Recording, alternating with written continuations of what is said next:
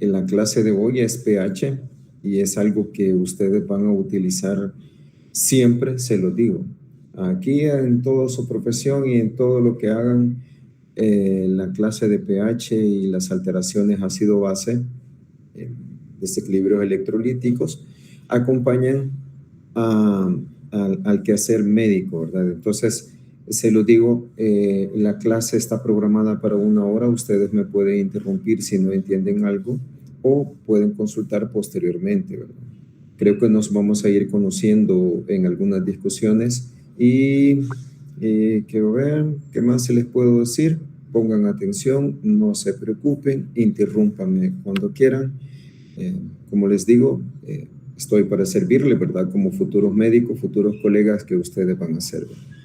Bueno, vamos, ya nos conocimos un poco, vamos a iniciar.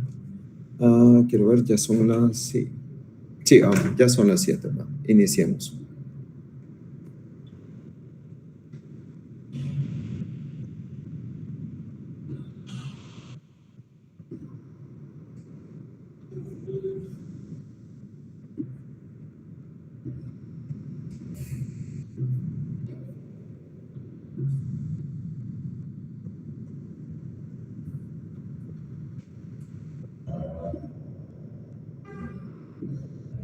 Vaya, hoy sí. Como digo, mi nombre creo que ahí lo tienen, no se preocupen.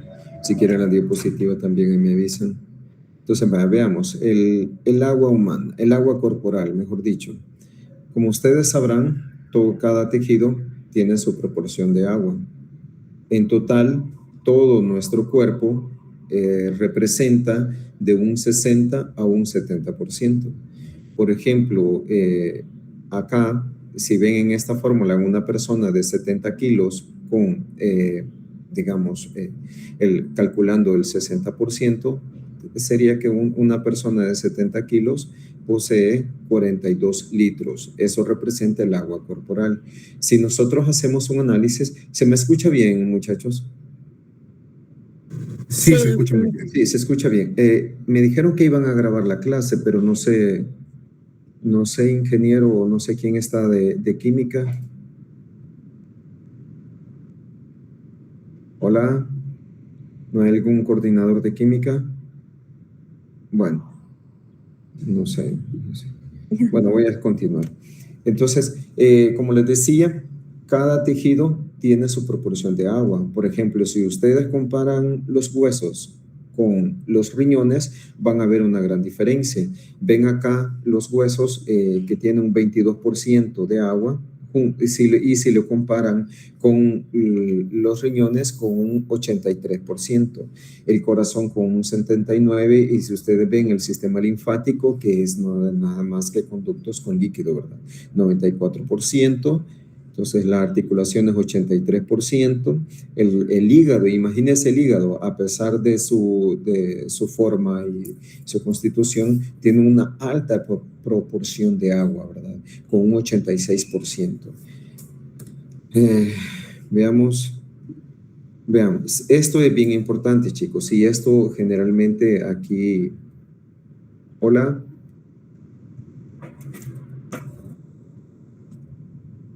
Hola. Hola, ¿sí se escucha, doctor? ¿Cómo se le escucha?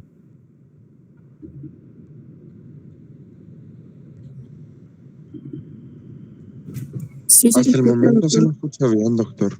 Hola, hola.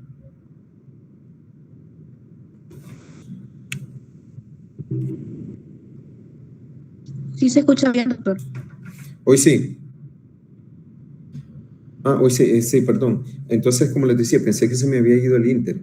Ajá. Como les decía anteriormente, el agua corporal representa de un 60 al 70%. Y estos pongan mucha atención, miren. El agua corporal se divide en líquido intracelular y líquido extracelular.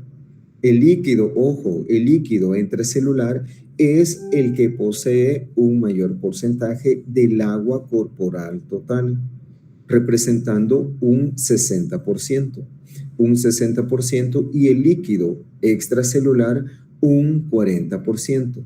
Ahora, este líquido, ojo, este líquido extracelular puede dividir en líquido intersticial, en plasma y líquido transcelular.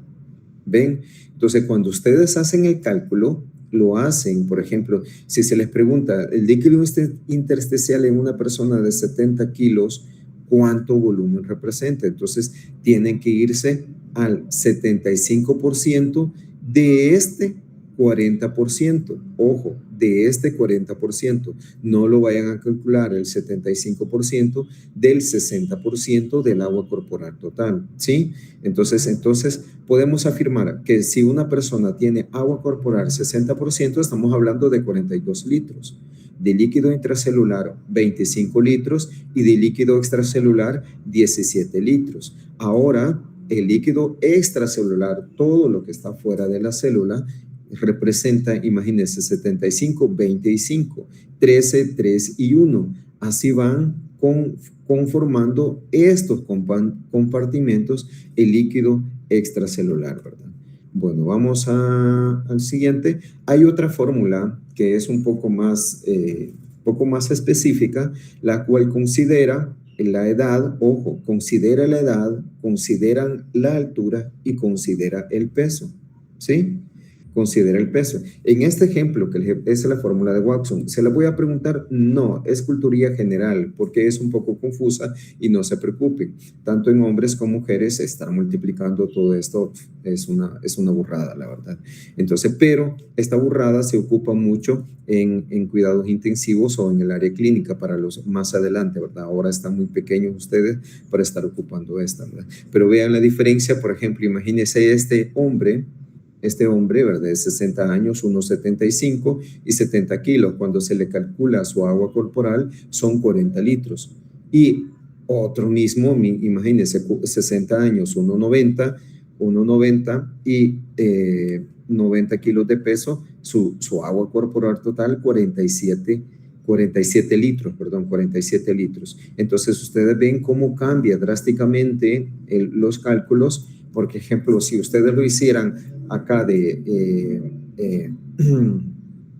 con la fórmula de esto del 60 o el 70%, entonces ¿cuánto sería 60 por el peso, ¿verdad? Le saldría un poco menos, ¿verdad?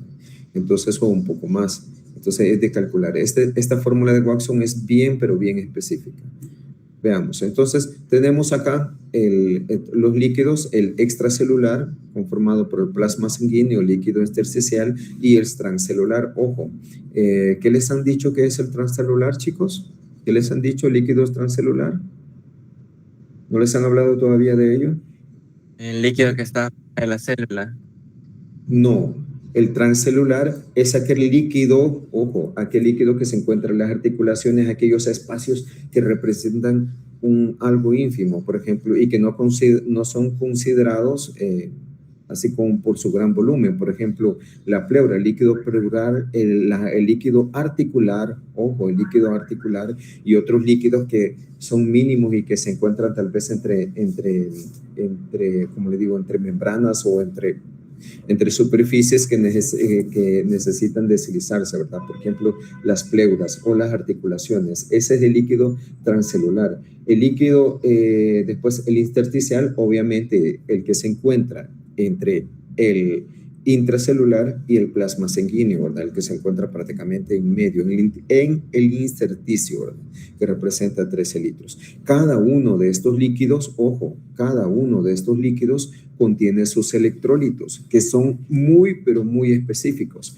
Por ejemplo, ven acá, a la mano derecha, acá en la tabla 1.1 de Leninger, esta fue extraída de Leninger, en la cual representa, imagínense el sodio, 140 miliequivalentes. Extracelularmente, el sodio es muy significativo. Intracelular, 14 miliequivalentes. En cambio, el potasio es a la inversa. ¿Ven?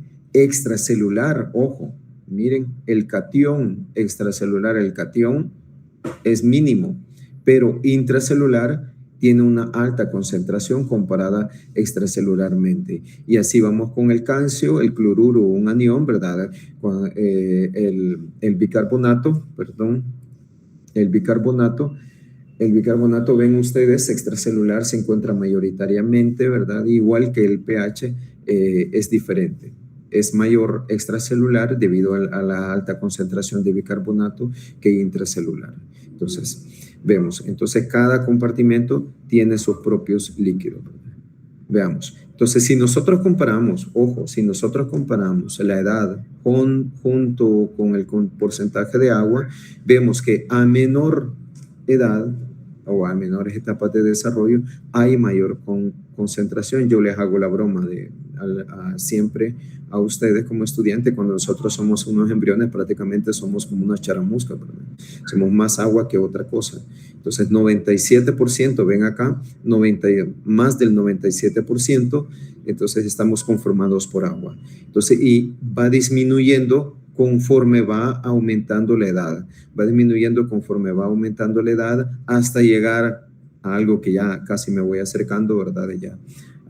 Ya un anciano, ¿verdad? Que disminuye la edad, perdemos mucha agua, ¿verdad? Y somos más masa magra, ¿verdad? Entonces ven esto es bien importante. Si nosotros aún más comparamos, y esta tabla es bien importante, vean, porcentaje de agua en relación al peso del tejido, porcentaje de agua en relación al peso corporal.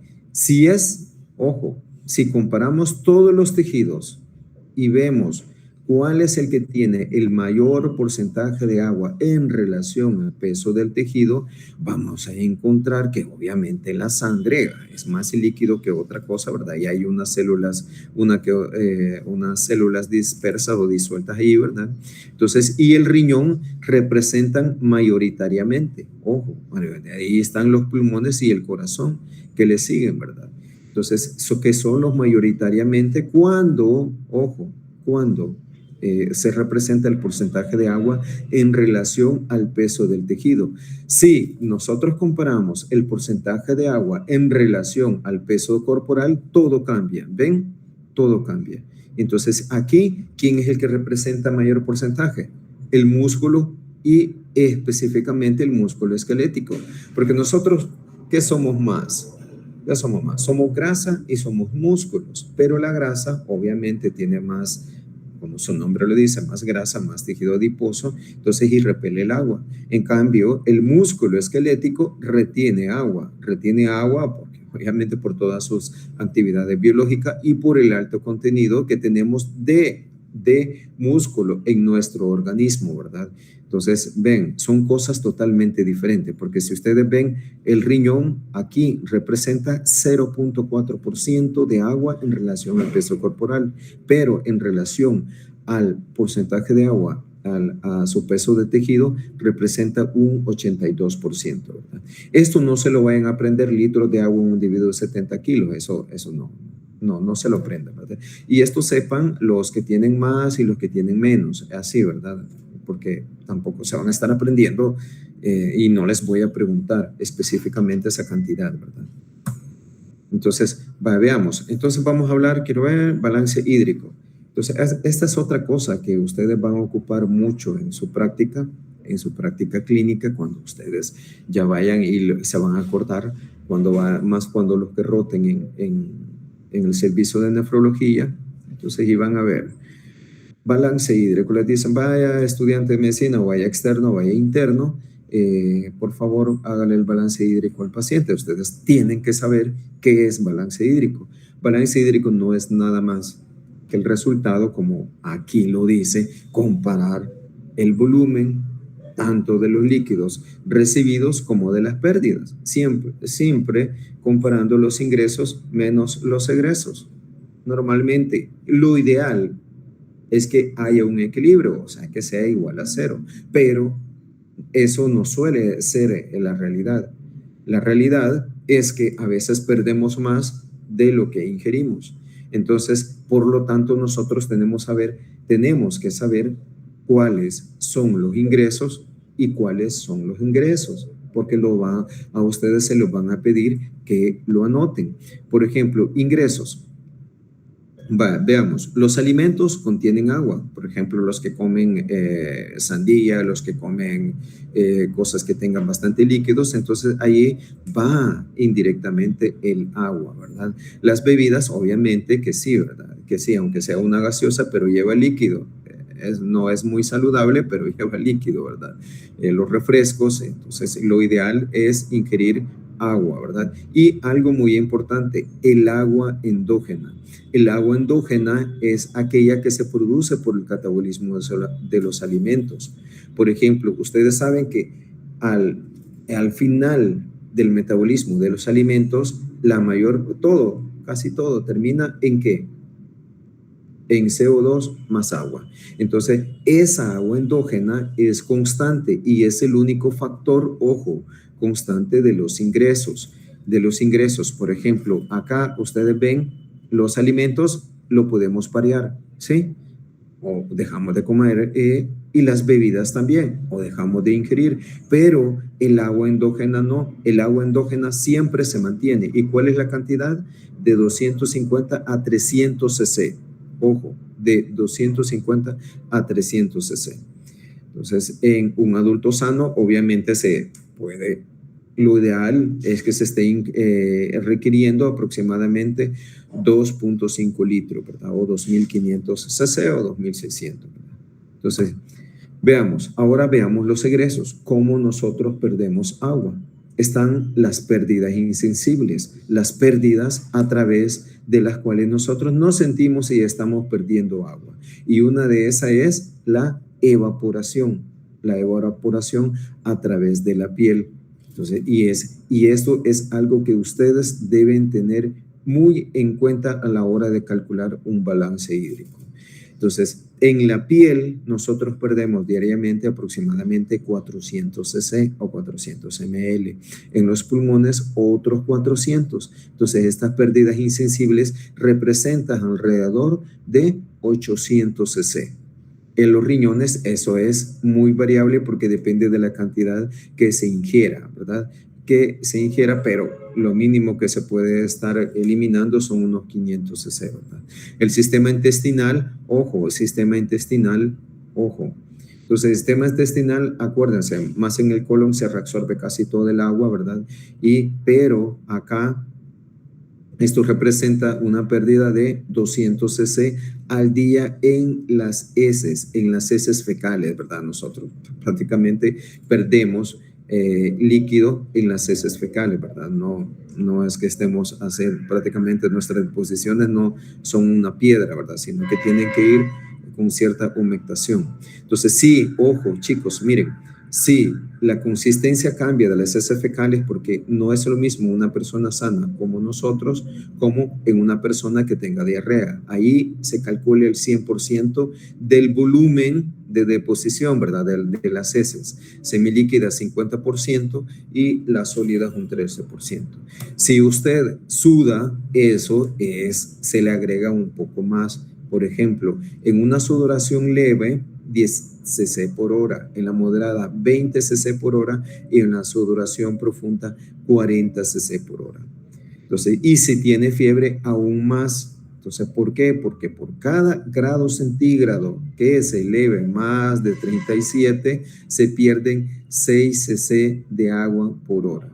Entonces, igual que en la respiración, porque la respiración, este aire o las mucosas se deben humectar y allí estamos perdiendo líquidos. Ojo, miren, aquí esto es bien importante. Los aumentos de la frecuencia respiratoria, por ejemplo, si ustedes tienen taquipnea más allá de 20 minutos, 20 respiraciones por minutos, entonces están perdiendo 1 cc de agua por cada respiración por hora. Y eso es bien importante que ustedes lo conozcan, ¿verdad? Entonces, ¿qué les voy a decir yo? Prácticamente les voy a pedir, si acaso viene una pregunta de esto, que él calcule los ingresos. El ingreso en una persona normal, ojo, pero para su práctica, que les va a servir más adelante, ¿verdad? Más cuando ingresen al área clínica, ustedes deben saber tanto los estados patológicos, por ejemplo, en fiebre, en taquipnea, en diarrea, cómo se calculan estas pérdidas, ¿verdad? Entonces entendimos que el balance hídrico no es nada más que la diferencia entre los ingresos y los egresos, que esto debe ser cero. Sí, imagínense, a ver, si tenemos un balance hídrico positivo, ¿qué es lo que quiere decir, chicos? A ver, con todo lo que he dicho, ¿qué es lo que quiere decir que si tenemos un balance hídrico positivo? Si les dice, a ver, interno. Que es la misma cantidad de egresos y de ingresos. Es la misma cantidad. No, no. No. No.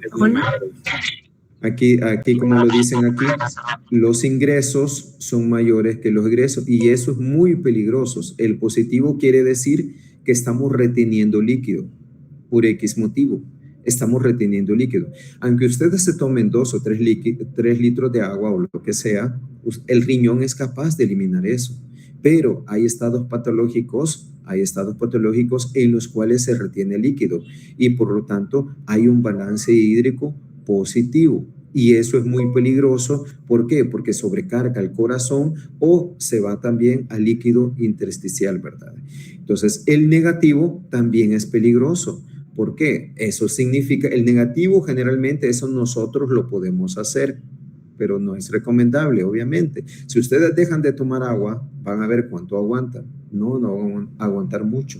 De repente van a andar hasta escarpando la tierra buscando agua. Entonces, ¿por qué? Porque nuestro organismo a nivel del hipotálamo tiene osmorreceptores que al aumentar la osmolaridad, le da una alerta a nuestro organismo para que ingiera líquido. El negativo es cuando ustedes dejan de ingerir líquidos y obviamente están perdiendo más líquido de los que ingieren. Y el neutro es lo ideal. Este es lo ideal. Mira, el neutro, como les dije, que los ingresos sean igual que los egresos. ¿Sí? Eso es lo ideal. Que regularmente no sucede, chicos, no sucede, ¿verdad? Pues ahí está, eso es lo que representa el balance hídrico y eso es lo que les va a servir como estudiantes de medicina y futuros colegas, ¿verdad? Veamos, entonces vamos a pasar a otra parte que es el pH y el equilibrio ácido-base. Si ustedes ven, creo que en química les dijeron todas estas concentraciones, que todas estas concentraciones, apréndanselas, chicos. Se les van a preguntar aquí, se les van a preguntar en fisio, se les van a preguntar, bueno, en medicina interna, pediatría, químico, se lo digo por experiencia. Al principio yo no entendía en segundo año cuando me decían, apréndase esto, ¿verdad? A mí me daba casi igual. Entonces, pero ya después fui aprendiendo que sí, esto hay que aprendérselo, ¿no? Sí o sí. Entonces vemos el sodio, vean, 140 equivalentes, el catión más importante extracelularmente es el sodio. Entonces el potasio es menos la concentración, el calcio, bueno, sí, se puede decir, pero el más es el sodio, el que representa más, ¿verdad? El cloruro, ojo, es el anión 105, vean, extracelular, una gran concentración. El bicarbonato más es extracelular y todo esto, con estas concentraciones de electrolitos, tenemos un pH de 7.4. Ven, aquí son 140 equivalentes, pero este es un pH de 7.4. ¿Qué quiere decir eso? Que la concentración de iones hidrógenos a un pH de 7.4 representa 40 nanoequivalentes por litro. Eso quiere decir que vamos así, imagínense, 0.000000004 equivalentes. Si ustedes comparan, ojo, imagínense, la concentración de sodio, que son 140 equivalentes, podemos decir lo mismo que esto, ¿verdad? 136 equivalentes, lo comparan con la de los protones, ¿cuál es mayor? ¿Cuál es mayor, chicos? La concentración de sodio. Ajá, y entonces, ¿por qué es tan dañina los cambios de las concentraciones de protones? Porque afecta el pH. Sí, obviamente, sí. O sea, ¿por qué es tan dañino? digamos, las alteraciones del pH si su concentración es tan ínfima. Si ustedes ven, mire, 0.00000004, es una nada prácticamente. Pero ¿por qué es tan dañina esas alteraciones de pH? ¿Por qué? Si la concentración de protones es tan mínima comparada con la de electrolitos. ¿Alguien sabe? Para que el cuerpo mantenga la electronegatividad. Por las ya lo vamos a ver. alteraciones metabólicas. Por ahí vamos. Alteraciones metabólicas y neurológicas. Cuando ustedes le preguntan qué es pH, no, es que mire, pH es una escala logarítmica. No, es que mire, es el contenido. No. ¿Qué es pH, chicos? ¿Qué es pH? Potencial de hidrógeno. El logaritmo negativo de los iones de hidrógeno. Eso, simple y sencillamente, logaritmo negativo de la concentración de iones de hidrógeno. Ahí, no le dé más vueltas. ¿Qué es pH? Logaritmo negativo de la concentración de iones de hidrógeno. ¿Qué es pOH? Logaritmo negativo de la concentración de iones oxidrilos. Simple y sencillamente. ¿Qué es pH? Si a ustedes les preguntan cómo se obtiene de pH o algo así, o qué representa, por ejemplo, en esta imagen, ven la escala del pH. A menor pH, que va a ser la concentración de iones hidrógenos, va a ser mayor. A mayor pH, su concentración de iones hidrógeno va a ser menor. La concentración de iones hidrógenos a un pH de 7 comparada con los iones oxidrilos es la misma, es equivalente porque está en un punto intermedio. Entonces, o inversamente, por ejemplo, la concentración de iones oxidrilos a un pH de 12 obviamente va a ser mayor e inversamente proporcional.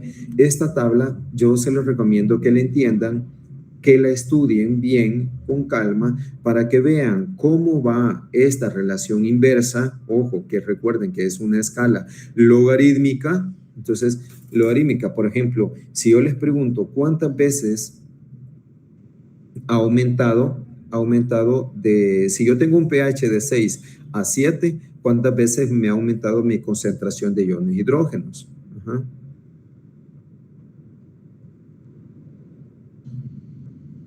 Chicos. Si yo tengo un pH de 6 y me cambia a pH de 7, ¿cuántas veces me ha aumentado? Son 10 veces. 10 veces. ¿Quién dice más?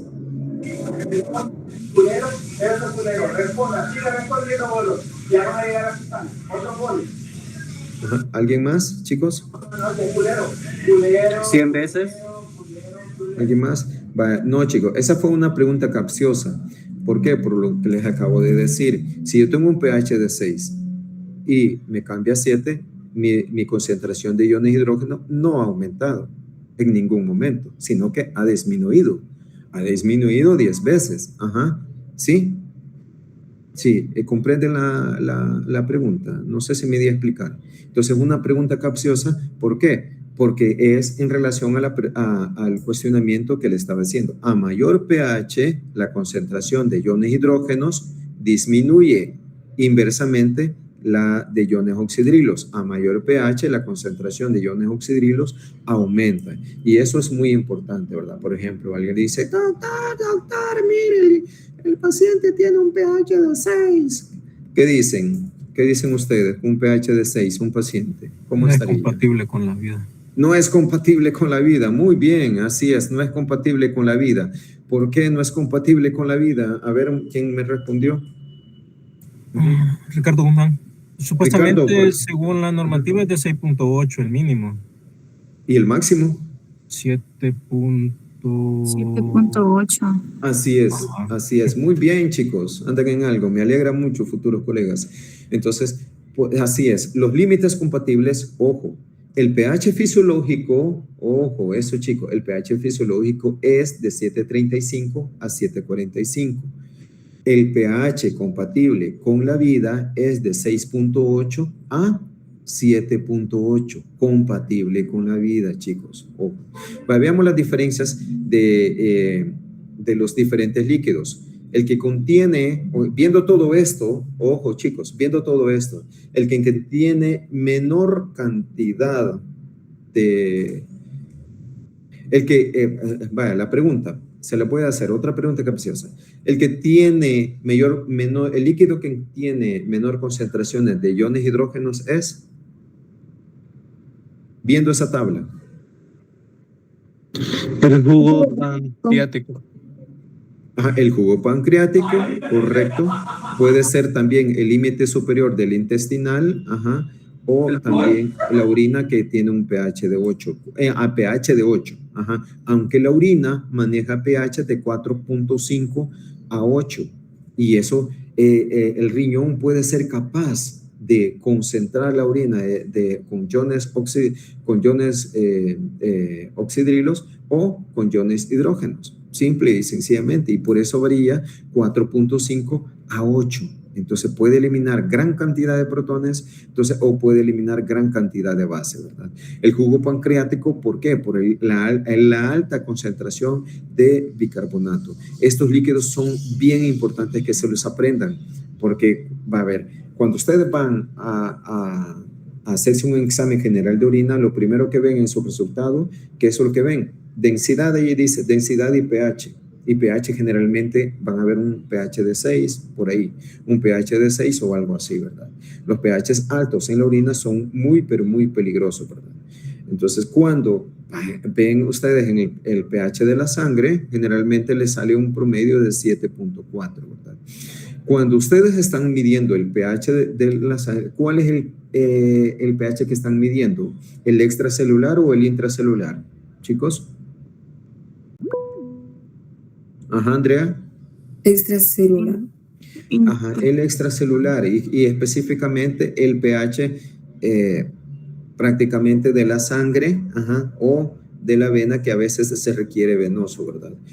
Cuando ustedes sean internos, van a ver en la práctica de uno, le piden que saquemos gases arteriales y uno busca la arteria radial. Busca la arteria radial, dime, Andrea. Cuando dice Andrés, perdón. Ajá. pH alto en orina, se refiere a pH alto en relación a ácido, por ejemplo, más cercano a 1 o más cercano al 14. No, si te digo pH alto, te estoy diciendo pH arriba de 7. Ajá. O sea, 7, 8, por ejemplo, acá. Arriba, ajá, sí, gracias, perdón. Vaya, vamos a manejar dos cuestiones o dos términos aquí. Cuando yo le digo pH bajo, abajo de 7, pH bajo, manejamos así. pH alto, arriba de 7 o 7, si le digo arriba del rango fisiológico, o manejamos los rangos fisiológicos de 7.35, 7.45, son los límites. Entonces hablamos de arriba de 7.45 es un pH alto. Entonces, un pH bajo, obviamente, es abajo de 7.35, ¿sí? Hablando de lo fisiológico, ¿sí? ¿Sí?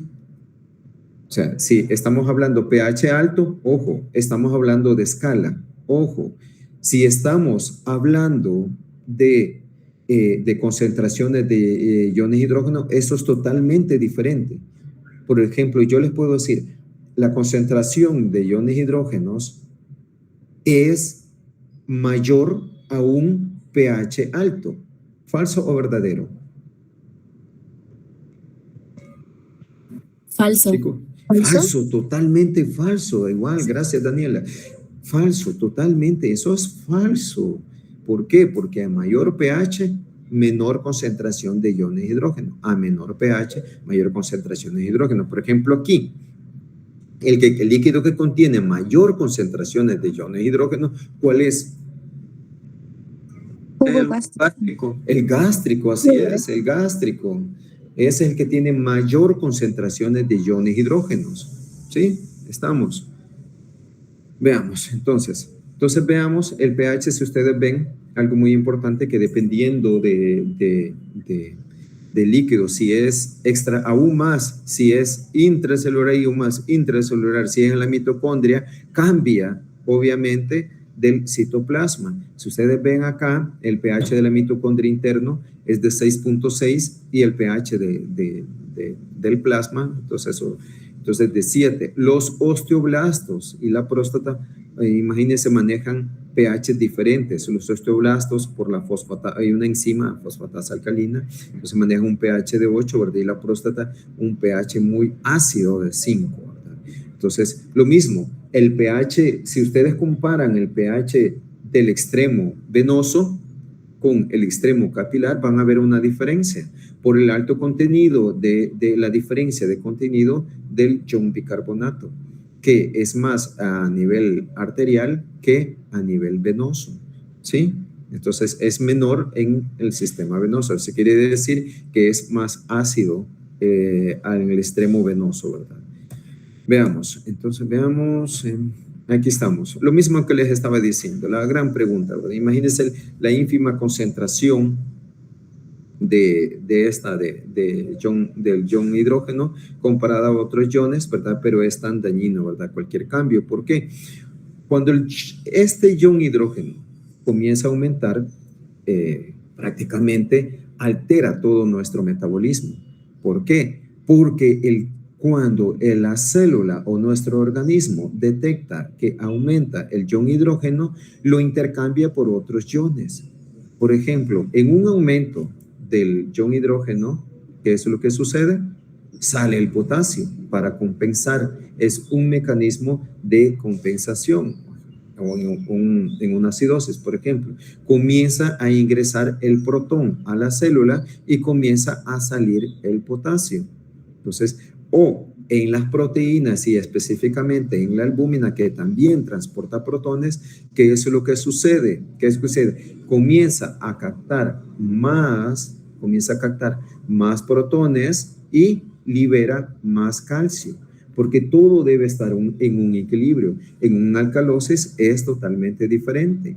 Cuando disminuye la cantidad de protones extracelularmente en el plasma, entonces, ¿qué es lo que hace la célula? Entonces comienza a expulsar protones y comienza a ingresar potasio. ¿Cuál es el peligro de todo esto? Primero, por ejemplo, una persona con 6.9 o 7 de pH, no la van a ver paseando o corriendo o a la par de ustedes recibiendo clase. No, claro que no, chicos. Van a estar soporosos, van a estar prácticamente inconsciente. ¿Por qué? Porque también la concentración de iones hidrógenos altera el intercambio iónico, altera el intercambio iónico en la placa del sistema nervioso, ya sea en la neuromotora o en las conexiones entre neuronas, entre los axones y neuronas, ¿verdad? ¿Por qué? El intercambio de sodio, el intercambio del calcio también se ve alterado. Al verse alterado, obviamente se ve alterado de los neurotransmisores. La liberación de neurotransmisores, la cual puede disminuir algunos y puede aumentar otros, llevando a una persona a un estado soporoso, un estado inconsciente. Entonces es muy peligroso. Otra parte que altera estas concentraciones altas de protones suelen ser el metabolismo.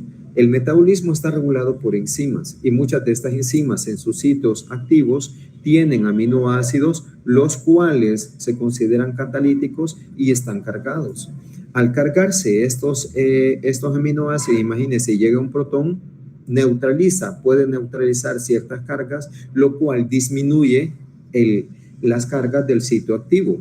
Al disminuir las cargas del sitio activo, obviamente ya no va a poder tener gran afinidad por su sustrato y va a disminuir la actividad metabólica. Entonces el pH nos puede afectar de diferente forma nos puede afectar, ¿sí?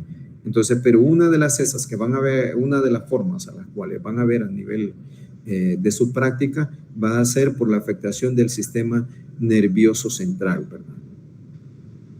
Veamos. Entonces, ¿dónde estamos obteniendo nosotros, o mejor dicho, todo este ácido, de dónde se genera? De nuestro metabolismo y de lo que nosotros ingerimos también. Por ejemplo, el ácido carbónico. al final de nuestro metabolismo nosotros producimos CO2 más agua. CO2 están produciendo, vean acá, cómo es que les he escrito acá, que se producen alrededor de 13.000 a 20.000 milimoles al día, ¿sí? Y eso es algo constante. Estamos produciendo cantidades industriales de CO2, los cuales al hidratarse producen ácido carbónico. Este se ioniza y ¿qué es lo que sucede? Que suelta ese protón. Entonces, aminoácidos que contienen, por ejemplo, las carnes que contienen, a los que les gusta comer mucha carne, ¿verdad? Tienen aminoácidos sulfurados, por ejemplo, cisteínas, cistinas, la metionina, ¿verdad? Entonces, que tienen azufre, ¿verdad?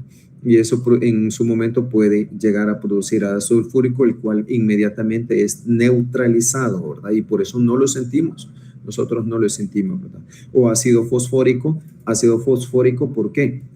Porque imagínense ustedes, se comen una libra de carne, toda esa carne lleva células y en cada célula lleva, ¿qué? Lleva membranas y uno de los representantes de las membranas son los fosfolípidos y estos al degradarse obviamente, ¿verdad? Pueden llegar a producirles ácidos fosfóricos y los ácidos orgánicos también, ¿verdad? En el metabolismo constantemente nosotros estamos produciendo en todas las vías metabólicas ácidos orgánicos. Gracias a Dios son ácidos débiles, ¿verdad? No son ácidos fuertes como el ácido clorhídrico, ¿verdad? Algo así.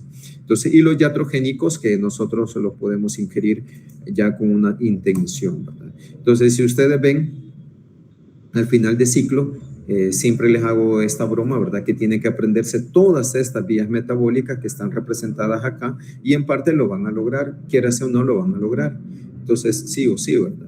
Entonces, en todas estas vías metabólicas van a ver que se están produciendo muchos ácidos orgánicos, ácido purúbico, ya no se diga cuerpos cetónicos, ácido beta-hidroxibutirato, acetoacetato, ácido láctico, uno de los más representantes es el ácido láctico.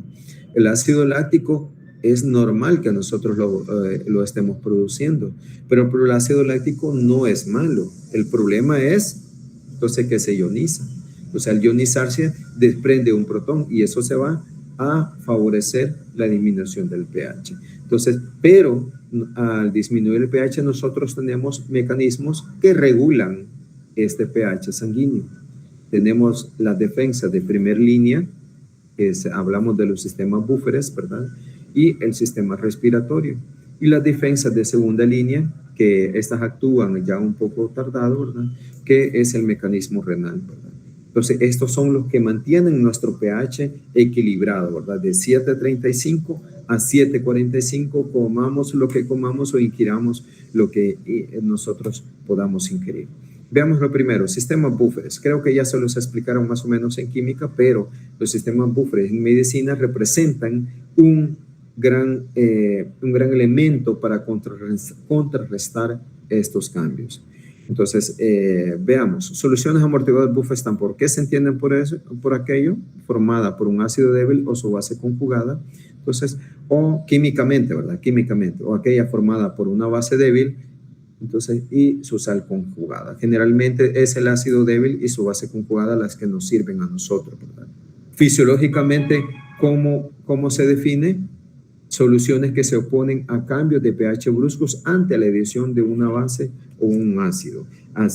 Así se define fisiológicamente. Cuando yo les pregunte químicamente cómo se define un buffer o un tampón o una solución amortiguadora, aquella formada por un ácido débil y su base conjugada, o viceversa, ¿verdad? Entonces, fisiológicamente, aquellas que se oponen a los cambios bruscos de pH, ¿verdad? Ante la adición de un ácido y una base. ¿Sí? Estamos. Entonces, tenemos acá los principales buffers de nuestro organismo. Entonces, tenemos la hemoglobina, hemoglobinato, la proteína, el proteinato, ¿verdad? El buffer fosfato, bicarbonato y los fosfatos orgánicos. Vean bien, aquí tenemos fosfatos, dos fosfatos. Fosfatos, estos son de naturaleza química, inorgánicos, entonces, y los fosfatos orgánicos que están representados por aquellas moléculas, por ejemplo, el ATP, el ADP, el AMP y otros compuestos que pueden captar protones y actuar como amortiguadores también. La hemoglobina, tanto la oxigenada como la desoxigenada, también actúa como un amortiguador. Las proteínas ya no se diga. Las proteínas tienen grupos aminos y grupos carboxilos, y el bufosfato también, tanto el monosustituido como el disustituido, ¿verdad? Esto es bien importante, ¿verdad? Solamente que cada quien actúa, ojo, cada quien actúa en su propio espacio, en su propio líquido, ¿verdad? O a veces hasta en su propio tejido. Bueno, veamos, voy a tomar agua porque veamos el bicarbonato. ¿Preguntas al momento, chicos? ¿Preguntas al momento? No, doctor, todo claro. ¿Todo claro como la horchata? Estamos bien. Vale. Sigamos entonces. Veamos, este buffer bicarbonato es el más importante en nuestro organismo. Ojo, es el más importante. Ojo. ¿Por qué es el más importante o cómo actúa? Ven ustedes acá. Ven acá el buffer bicarbonato, que generalmente va asociado con un ion. Es un anión y va asociado con un catión, obviamente, ¿verdad? El buffer bicarbonato, ante la adición de un protón, ¿qué es lo que sucede? Se conjuga. Se conjuga y ¿qué sucede? Se convierte en ácido carbónico, un ácido débil. Este ácido carbónico, a nivel pulmonar y gracias a la anidrasa carbónica se disocia en agua y más CO2. Simple y sencillamente. ¿Qué hacemos con el CO2, chicos? Lo expiramos. ¿Nosotros podemos eliminar más CO2? Sí, si respiramos más rápido vamos a estar eliminando más CO2 y es una forma, gracias a que este buffer tiene esa ventaja, que nosotros podemos regularlo a través de la respiración, ¿verdad? Entonces, ven ustedes acá, bicarbonato, ojo, bicarbonato, protón. Al asociarse, entonces produce ácido carbónico y se convierte en ácido carbónico que gracias a la anidrasa carbónica se disocia en agua más CO2. Y este CO2 es el que eliminamos en la respiración. Viceversa, tenemos el ácido carbónico como tal, porque también tenemos ácido carbónico, ¿verdad? Se disocia en bicarbonato y suelta su protón. El protón, ante la adición de una base, obviamente, entonces va a formar agua, ¿verdad? Simple. Buffer bicarbonato es nuestra reserva, tiene una alta concentración, tiene 24 miliequivalentes por litro, 24 extracelularmente. Uf, ya voy algo tarde, chicos. ¿Tienen clase después, chicos? No, doctor. No, vaya. Bueno, entonces vamos con tranquilidad. Entonces, vean, ¿qué pasa con este buffer bicarbonato?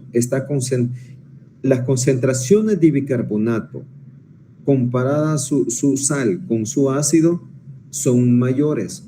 Entonces, la concentración de bicarbonato, ojo, es muy alta, 24, alrededor, en promedio, ustedes buscan el rango, pero en promedio es alta, 24 miliequivalentes por litro en plasma, ¿verdad? En sangre.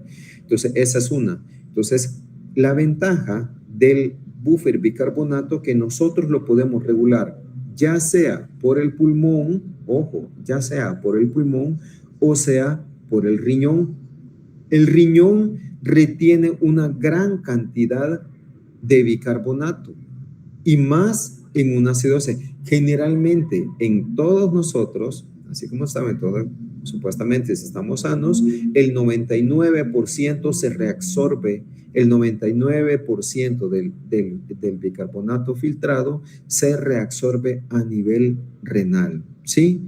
Entonces se reabsorbe. ¿Para qué? Para mantener nuestro pH. A ver, nuestro pH es ligeramente alcalino. ¿Por qué digo eso, chicos? ¿Por qué digo que el pH sanguíneo o el pH fisiológico es ligeramente alcalino? Porque está un poquito arriba de 7. porque su rango es de 7.35 a 7.45 y por eso se dice que nuestro pH no es neutro. Ojo, chicos, nuestro pH no es neutro. Un pH neutro no nos sirve. Nuestro pH es ligeramente alcalino y es gracias al bicarbonato a que mantiene ese pH con ese valor, ¿verdad?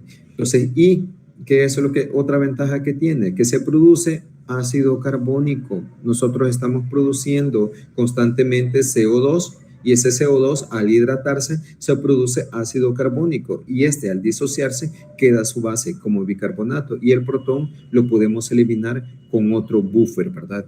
Entonces un amortiguador 20 veces más su base que su ácido correspondiente, ya lo vamos a ver. Entonces, ojo, esto es bien importante. Miren chicos, el pKa. El pKa de este amortiguador es de 6.1. Entonces su máximo rango de máxima acción amortiguadora sería de 5.1 a 7.1. ¿Está en su máxima acción amortiguadora el buffer bicarbonato? Pregunto. Chicos. ¿Podría repetir la pregunta, por favor? ¿El buffer bicarbonato se encuentra en su punto de máxima acción amortiguadora? Sí. No, ¿Sí? claro que no, chicos, no. ¿Por qué? Porque si ustedes ven el rango de máxima acción amortiguadora llega hasta 7.1. ¿Sí? ¿Y cuál es nuestro pH? 7.4. Entonces, a nuestro pH sanguíneo no está a su máxima acción amortiguadora. ¿Pero por qué es tan importante? Por su alta concentración y porque puede manejarse a través del riñón o a través del pulmón. ¿Sí? ¿Les quedó claro eso, chicos? Sí, Sinceramente no, doctor. ¿Cómo? ¿Podría volver a repetir eso último? Miren, la pregunta fue, ¿el buffer bicarbonato en el plasma se encuentra en su máxima acción amortiguadora? Y la respuesta debe ser, no, doctor, claro que no. ¿Por qué? Porque por su pKa, que es de 6.1, y su pKa entonces su máximo rango de acción amortiguadora es de 5.1 a 7.1, ¿sí? Entonces, ¿y cuánto es nuestro pH sanguíneo? En promedio, 7.4 y límite inferior 7.35. Entonces, no, está alejado de nuestro pH, desde el límite inferior de nuestro pH sanguíneo. ¿Pero por qué es más importante entonces? Por su alta concentración y porque puede ser regulado por el riñón o por el pulmón, ¿sí? Y porque tiene 20 veces más base que ácido. José. Entonces, bueno, supongo que esa tasa alta es en caso que el paciente tenga una falla renal o algún edema. ¿Cómo? No te entiendo. ¿Me puedes repetir tu comentario? Ajá. Si en caso que el paciente tenga edema pulmonar y falla renal, obviamente que va a fallar el buffer bicarbonato. Por supuesto. Si tiene falla renal, obviamente no se te va a estar reabsorbiendo el bicarbonato adecuadamente. Ese 99% que te acabo de mencionar, que se reabsorbe a nivel de túbulo contorneado proximal, pues del bicarbonato filtrado, no se te va a reabsorber. Y por eso a los pacientes renales les hacen diálisis. Y uno de los problemas de eso es las alteraciones hidroelectrolíticas en los pacientes renales. Entonces, en lo patológico te falla, porque por mucho que respires no lo puedes regular. Entonces, porque el riñón representa un elemento crucial en esta tríada, ¿sí? Entonces, muy excelente observación. Entonces, pero en nosotros sí, en las personas normales, obviamente que sí, porque los riñones están funcionando a tope, ¿verdad? Entonces, se está reabsorbiendo en este momento más del 99% del bicarbonato, se reabsorbe y no se pierde en la orina. Si ustedes ven, la orina, si el hecho de que le salga un pH de, por ejemplo, de 5 o de 6, eso significa que el riñón está reabsorbiendo bicarbonato. Si ya le sale de 7 o de 8, eso significa que están perdiendo bicarbonato, ¿sí? Entonces, ahí hay que preocuparse, ¿verdad? Hay que preocuparse. Entonces, ¿qué hacemos como médico nosotros? Hay que darle vitamina C para bajarle el pH de la orina, ¿verdad? Entonces, veamos. Excelente. ¿Otra pregunta? ¿No? ¿Todo claro? Bueno, vamos. Doctor, Sí, dígame. ¿podría explicar lo que dijo de la diálisis? Ah, no, es que en la diálisis, vaya, como el riñón no funciona y el riñón es el responsable de reabsorber los electrolitos, sodio, el potasio, entonces y otros electrolitos también que se filtran en el riñón, que se filtran y también el bicarbonato. Entonces, que como el riñón no funciona en los pacientes renales ya con una insuficiencia renal avanzada o ya terminal, entonces no funciona, se hace tanto la hemodiálisis como la diálisis peritoneal. Entonces se le introduce líquido a una persona con una concentración de electrolitos para extraer los electrolitos que tienen el organismo. Entonces, y luego se saca ese líquido, pero ya con los electrolitos que el riñón no pudo filtrar, ¿sí? Y por eso están las hemodiálisis o la diálisis peritoneal. Ven, aquí tenemos una gran cantidad de pacientes renales. Entonces, y van a ver que eso van a ver ustedes como internos o como practicantes de medicina, van a ver que la diálisis las tienen que manejar ustedes. Si ustedes hacen eso, más la diálisis peritoneal. La diálisis peritoneal tienen que introducir líquido, los mandan a ustedes a introducir líquido y a sacar líquido. Y todos tienen que cuadrarlo. Entonces, y cuando ustedes sacan líquido, ahí van sacando también electrolitos que el riñón, como ya no le funciona en los pacientes renales, eso el riñón no pudo filtrar, ¿verdad? ¿Estamos? ¿Sí? Sí, gracias. Bueno, ¿otra pregunta?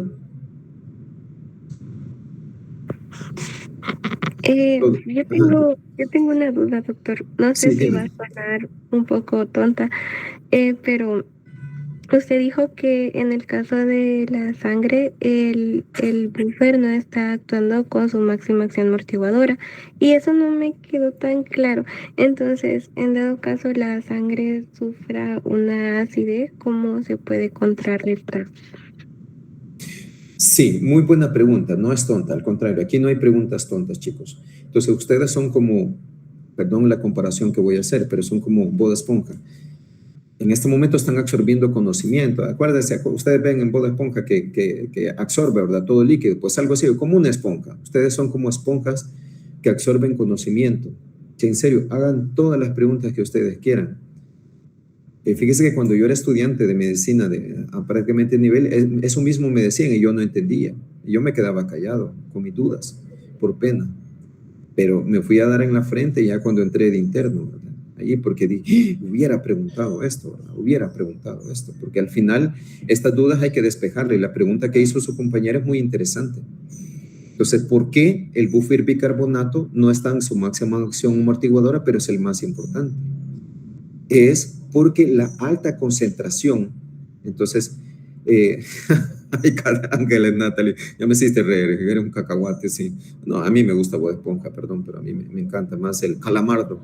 Entonces, calamardiño también. Entonces, vaya, pero chicos, veamos, sigamos. Vean, ¿por qué es tan importante? Por la alta concentración de su base. De su base es 20 veces tiene más su base en este buffer que su ácido. Entonces son 24 miliequivalentes por litro. En cambio su ácido 1.2. Entonces el ácido del buffer bicarbonato es el ácido carbónico. La base es el bicarbonato. Tiene 20 veces más su base que su ácido. Entonces por eso es bien importante. ¿Y por qué otra cosa más?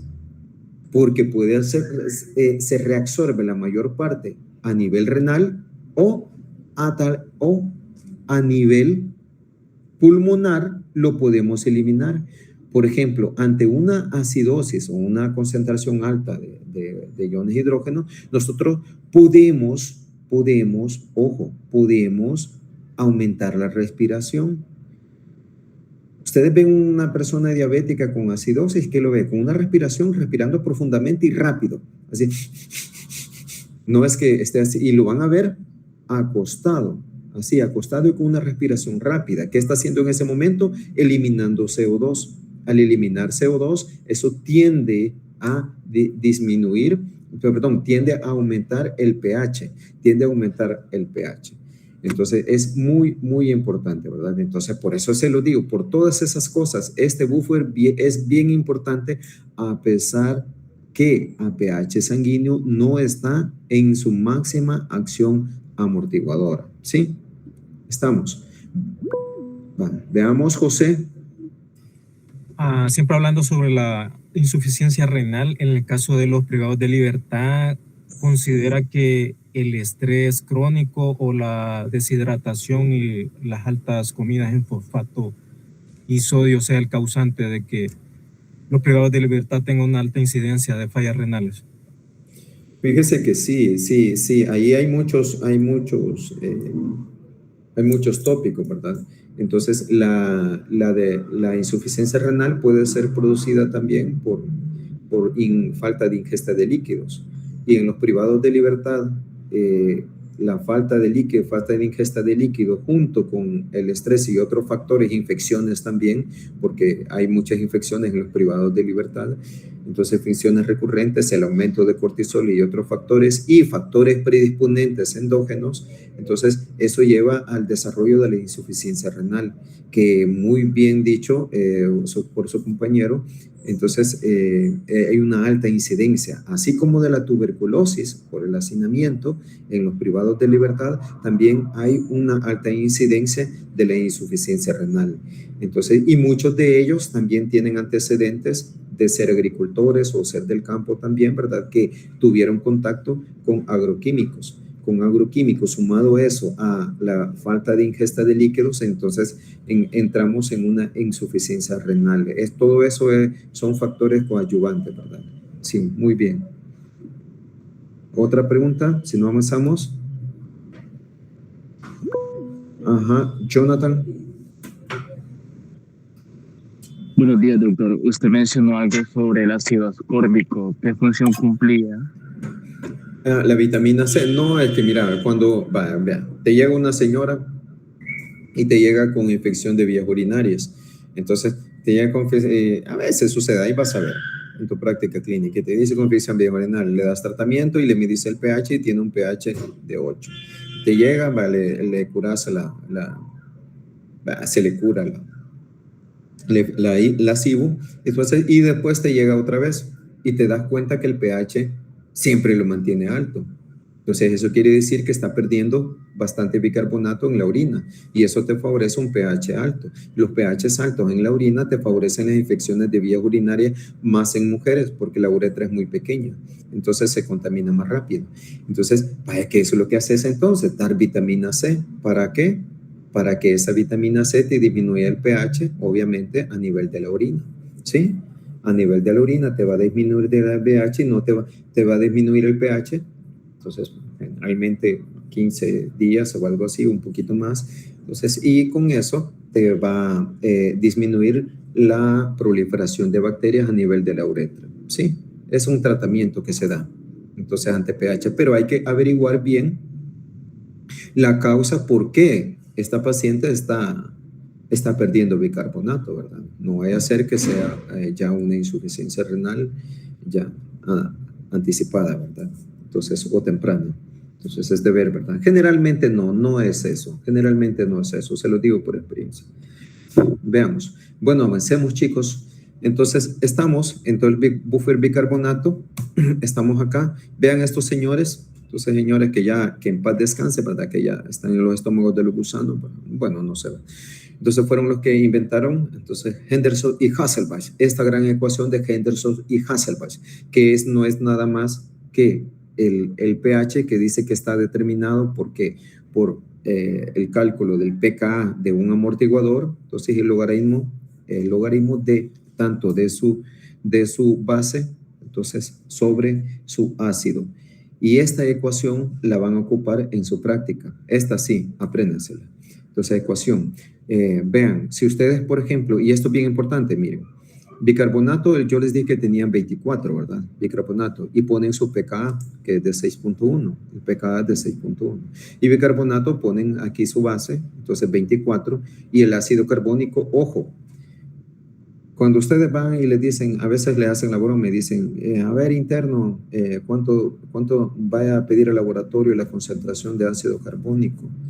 Entonces, no, esa no existe, la concentración de ácido carbónico, sino que se saca indirectamente a través de la presión parcial del CO2. La presión parcial, por ejemplo, del CO2 es de 40, en promedio es de 40 milímetros de mercurio. Entonces, de 40, 35, 45 es su rango. Aquí están los rangos, vean chicos, los rangos de estos. Entonces, pero en promedio vamos a usar los promedios. Entonces, de 40. Esto lo multiplican por su cociente de solubilidad, que es de 0.03, para obtener la concentración de ácido carbónico, que al final les da 1.2. Y de aquí viene, si ustedes hacen esta división, les va a salir el famoso número 20. Entonces quiere decir que hay 20 veces más de su base que su ácido, ¿verdad? Entonces, y por eso este buffer es bien importante. Entonces, cuando las concentraciones son de este tipo, entonces así, de esta cantidad, el pH se va a mantener a 7.4, ¿sí? Porque la relación es 20:1. Entonces, si ustedes hacen el cálculo, por ejemplo, si una persona tiene, que es algo utópico, les voy a pedir, algo utópico, 48 miliequivalentes de bicarbonato, entonces, y tienen de ácido carbónico, tienen 2.4, ¿cuánto va a ser su pH? Rápido, ¿cuánto va a ser su pH, chicos? Ajá. Lo mismo, va a ser lo mismo, ¿por qué? Por ejemplo, vaya, la pregunta que les acabo de decir, imagínense, si una persona tiene 48 miliequivalentes de bicarbonato y tiene 2.4 de ácido carbónico, ¿cuánto va a ser su pH? 7.4. ¿Por qué, Rodrigo? ¿Por qué? Por la compensación. O sea, yo por lo que tengo entendido es que dependiendo del cuerpo se va regulando. Hay compensaciones y aunque parezca que es el doble, se empieza a regular el ácido y la base para poder efectuar un buen pH. Sí, tu comentario es bueno, pero no es, la respuesta es porque se mantienen la proporción de 20:1. Si ustedes hacen esta división, siempre les va a salir de 20:1. Hay 20 veces más de su base que de su ácido. Entonces, ¿qué les quiero decir eso? Que la ecuación de Hertzsprung-Hasselbalch mide más proporciones que cantidades, que para mantener nuestro pH sanguíneo es más importante la relación de la base con el ácido que la cantidad, ¿sí? Que la cantidad. Por ejemplo, imagínense, si siempre se mantiene la relación de 20:1, su pH va a ser de 7.4. Pero si se pierde la relación, por ejemplo, si yo les digo, a ver, la relación va a ser 24, tengo una concentración de 24 miliequivalentes, entonces 24 miliequivalentes y tengo 2.4 de ácido carbónico. Allí sí estamos mal. ¿Por qué? Porque ya se perdió la relación de 20:1. Hagan la división, esta división, hijos, a ver, 24 entre 2 puntos, ¿cuánto es? 10. ¿Cuánto? 10. 10, ¿verdad?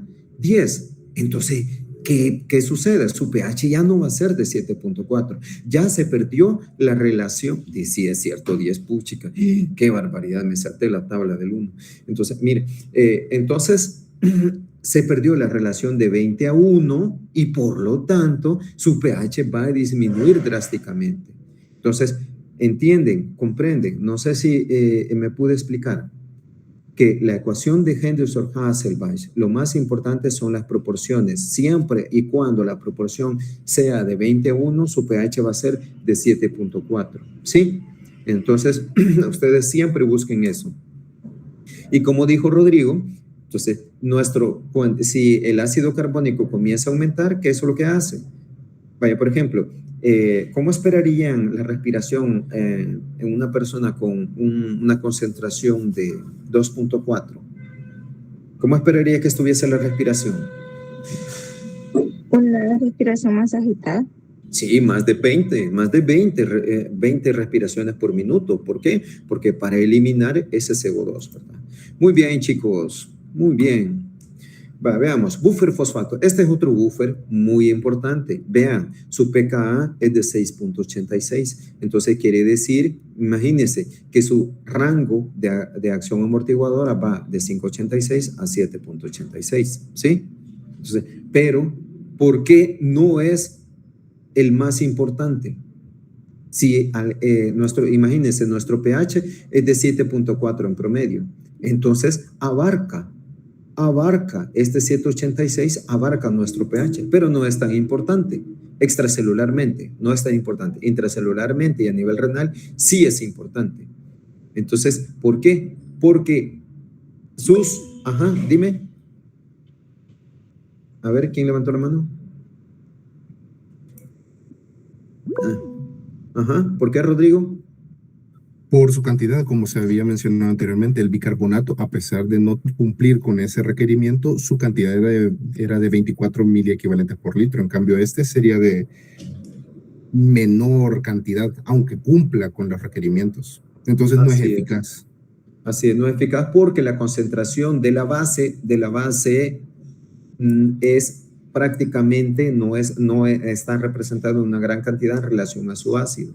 En cambio, el bicarbonato sí. Aquí la base no representa una gran cantidad, está en menor concentración extracelularmente, ¿verdad? Entonces, ¿cómo actúa este? Ustedes tienen el mono sustituido, por ejemplo, acá lo tienen a la adición de un ácido, prácticamente actúa igual que el bicarbonato, ¿verdad?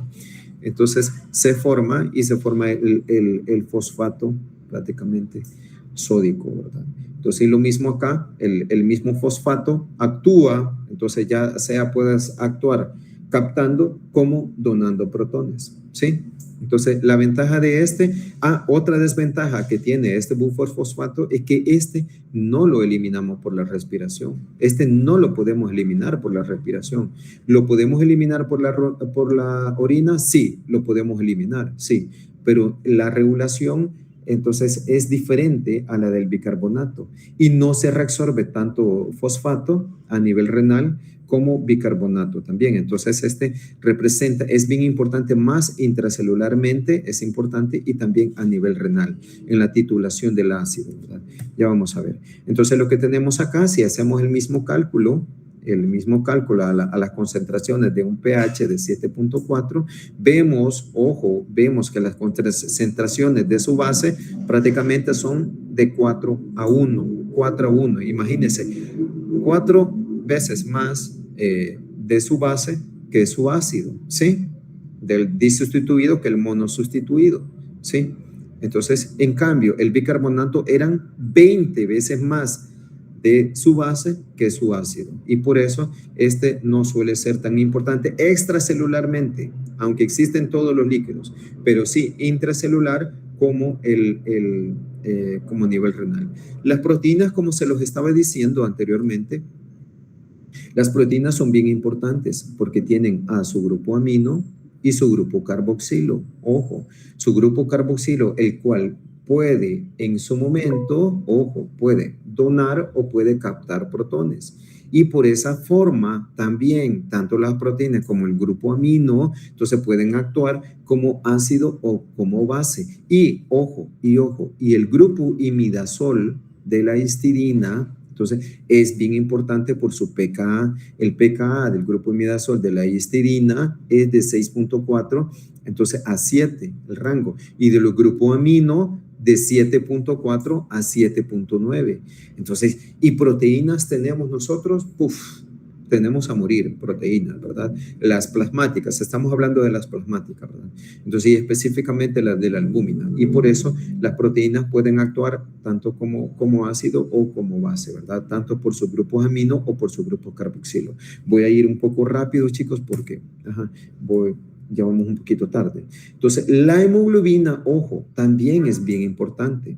La hemoglobina también es muy importante. ¿Por qué? Porque la hemoglobina varía tanto de oxihemoglobina a desoxihemoglobina. El pKa es diferente. La oxihemoglobina maneja un pKa de 6.7, La desoxihemoglobina maneja un pKa de 7.9. Entonces, ¿quién es más importante, chicos? ¿Quién sería el mejor amortiguador? ¿La oxi o la desoxi? La desoxihemoglobina, así es, la desoxihemoglobina. Y porque también la hemoglobina también tiene grupos de las histidinas, ¿verdad? De las histidinas. Entonces, la desoxihemoglobina es muy importante en la regulación de nuestro pH porque puede captar protones. Entonces, puede captar y porque su rango abarca también nuestro pH sanguíneo, ¿verdad? Entonces, es muy, pero muy importante, ¿verdad? Estamos.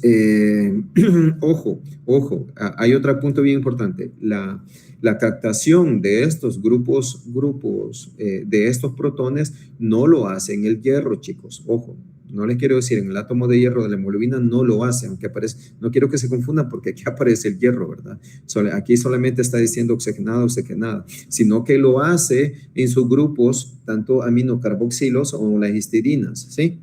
En sus cadenas proteicas. Entonces, pero que cambian de conformación tanto en su forma oxigenada o desoxigenada, ¿sí? Veamos, aquí vemos la histidina. Entonces, veamos a lo último. No, la hemoglobina no. Aquí estamos, Sistema respiratorio. Sistema respiratorio. Vamos, el sistema respiratorio. A ver, sistema respiratorio, ustedes lo ven simple. ¿El respirador es un amortiguador, sí o no? A ver. ¿Chicos? Sí. Sí. Sí. Entonces, ¿cuál pulmón es el ácido o cuál es el básico? ¿El derecho o el izquierdo? Los dos. O sea, no uno es base y otro es ácido, sino que los dos trabajan por medio de un proceso químico para hacer un intercambio. Rodrigo, ¿cuál era la definición de tampón o amortiguador? Tampón es aquel. Yo solo me acuerdo del químico ahorita. El químico, definición. El químico más que todo está basado en el ácido y su base conjugada o su base y su sal de ácido conjugada. Ajá. ¿Y cuál es el pulmón ácido y cuál es el pulmón básico? Ninguno, son los alveolos. Ninguno. Entonces, el sistema pulmonar no es un tampón o no es un amortiguador. No, chicos, si nos vamos a la definición, no se confunda. Esa pregunta igual que el riñón. El riñón no es un amortiguador o tampón, no. Son sistemas de equilibrio ácido-base, pero que no son amortiguadores. Entrando en ¿por qué les hago esa pregunta? Porque siempre se confunden, chicos. Siempre se me confunden y dicen, no, es que el pulmón y el riñón son búferos o tampones o así. Entonces, amortiguadores. No son esos, chicos. No. Porque la definición de un buffer, tampón o amortiguador es la que dijo Rodrigo. Y por lo tanto, estos no son búferes, no son tampones y no son amortiguadores, ¿verdad? Sino que son sistemas, entonces, que ayudan al equilibrio ácido-base, sistemas reguladores.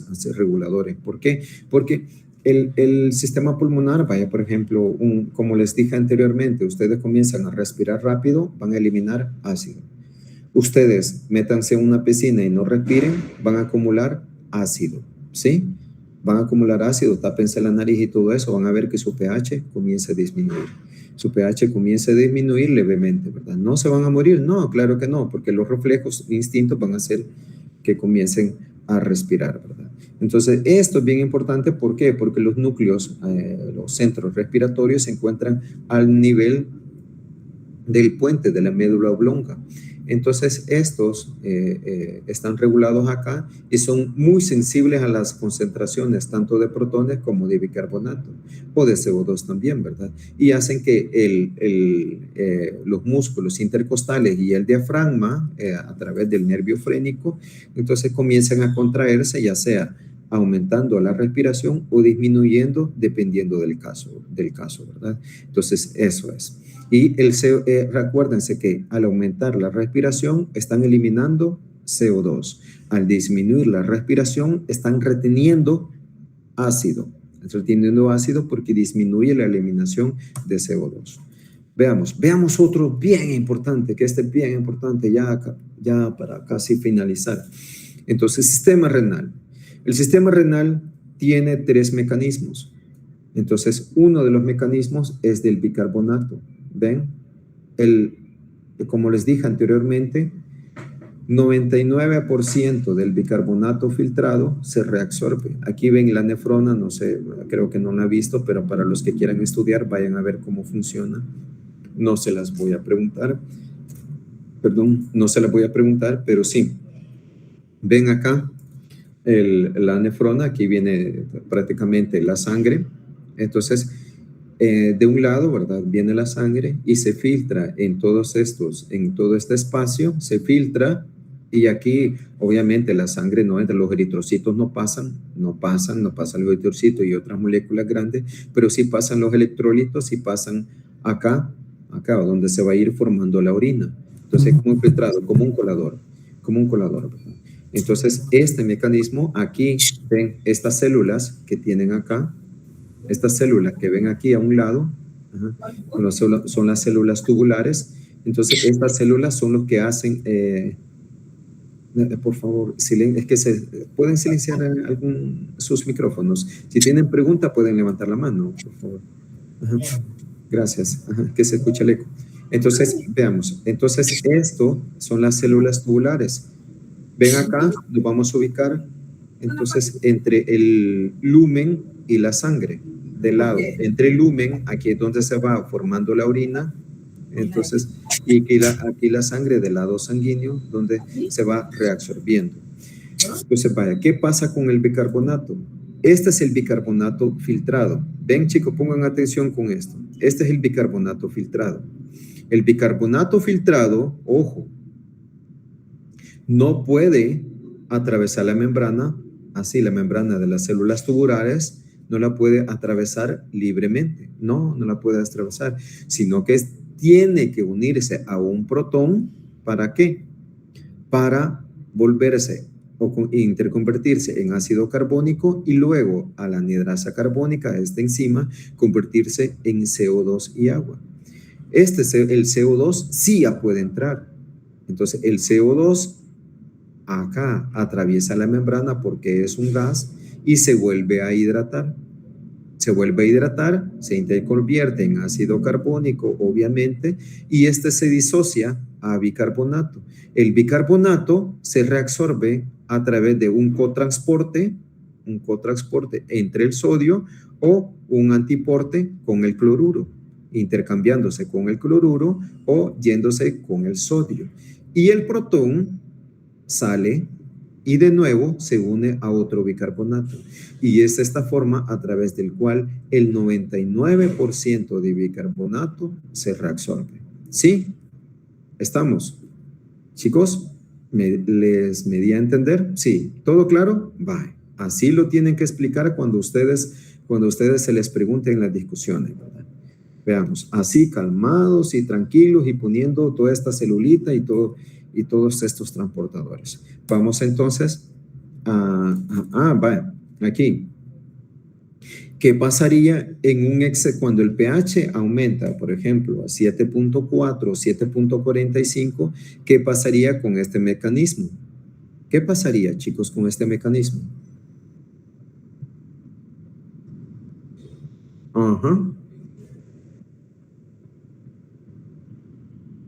Bueno, sí. ¿Cómo fue la pregunta, doctor? Perdón.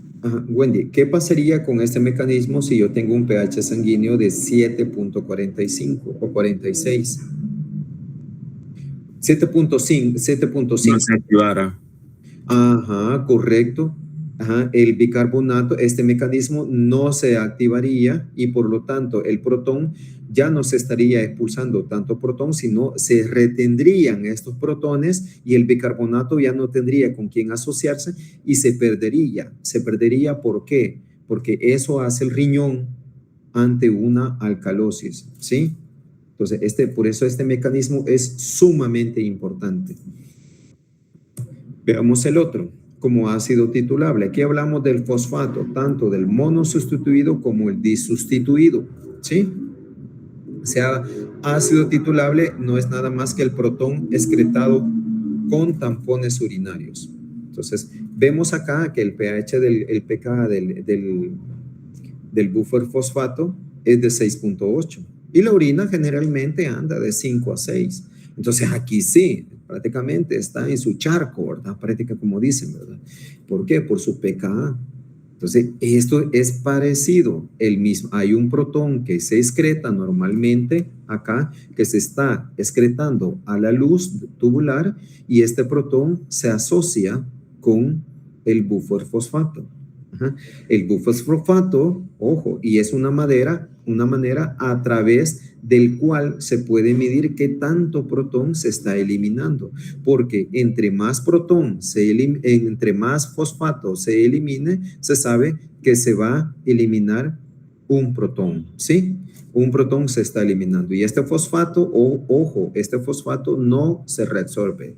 El fosfato, a diferencia del bicarbonato, no se reabsorbe, sino que se elimina en la orina, y prácticamente es el mismo mecanismo. El protón generado en la célula tubular, aquí en la célula tubular, es expulsado al lumen tubular, y entonces es captado por el fosfato sustituido, ¿verdad? Entonces, y que queda y se elimina como fosfato mono sustituido. Entonces, y es a través de la cual se puede medir qué tanto protón se está eliminando. ¿Por qué? Porque este fosfato, a diferencia del bicarbonato, no se reabsorbe. Vamos con el amonio. Este es bien importante. Miren, el amonio es bien importante. ¿Por qué? Porque aquí intervienen hasta los aminoácidos. Hay una enzima que se llama glutaminasa. La glutaminasa, aquí la manché parece. La glutaminasa, no encuentro por raro. La glutaminasa prácticamente desamina o le quita un grupo amino a la glutamina para interconvertirla en glutamato.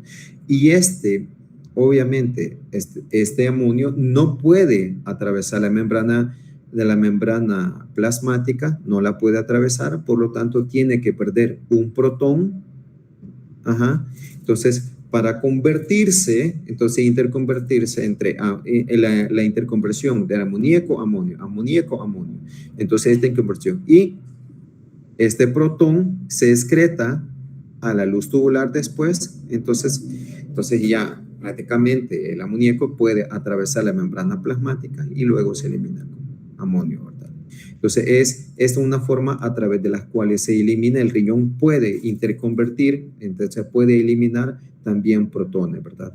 Esta enzima es muy importante. ¿Por qué? Porque a un pH muy bajo, su actividad se estimula e interconvierte más la glutamina en glutamato para estar produciendo más amonio, ¿verdad? Entonces, y eso es bien importante, y de esa forma estar perdiendo, ¿verdad? Entonces, ahora vamos a algo bien importante. Veamos.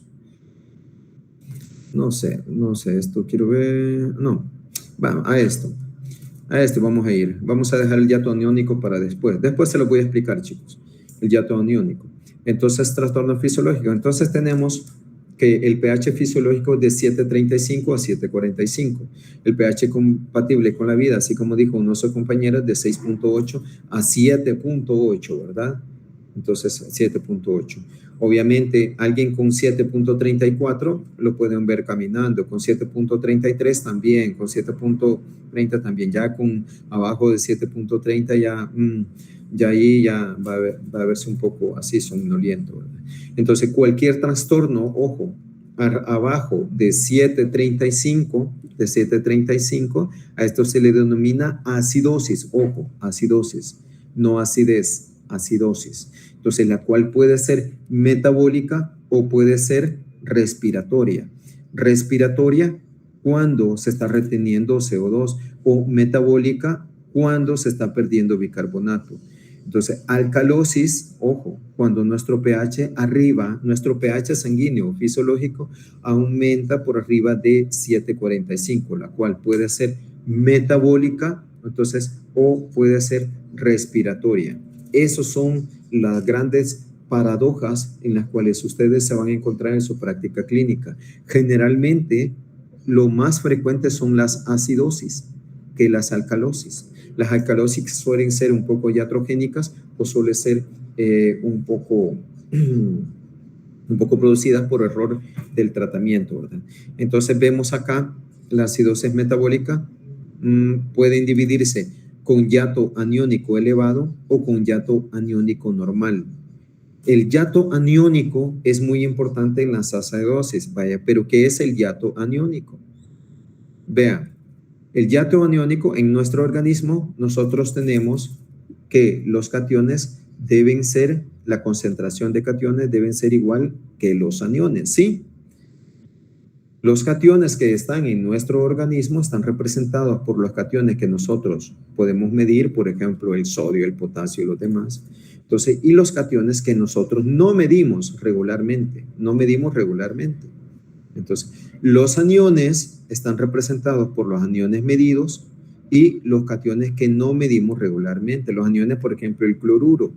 Entonces, que es uno de los más comunes. Entonces, vemos, al hacer todo este cálculo, nosotros vemos que calculando lo que nosotros medimos, lo que podemos observar, el sodio, por ejemplo, que es el catión que representa, que el catión que nosotros podemos representar, que es el catión medido, entonces, junto con los aniones, ¿qué medimos? La diferencia, el cloruro y el bicarbonato, ¿sí?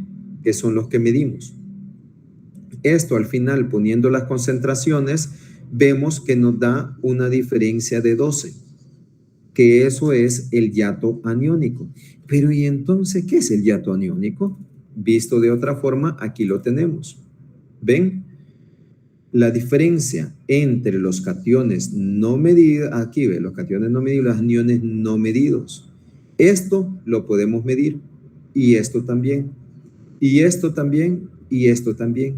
Pero en nuestro organismo hay aniones que nosotros no medimos, que generalmente son los fosfatos, sulfatos, proteínas u otros ácidos orgánicos que no lo medimos.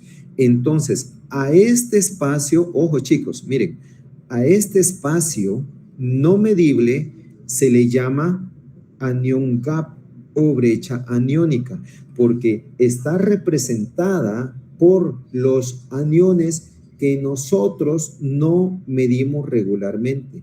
Entonces, este espacio puede aumentar, quiero ver si traigo acá, vean, este espacio puede aumentar, si, por ejemplo, si ustedes pierden bicarbonato, el yato aniónico va a aumentar, ¿sí?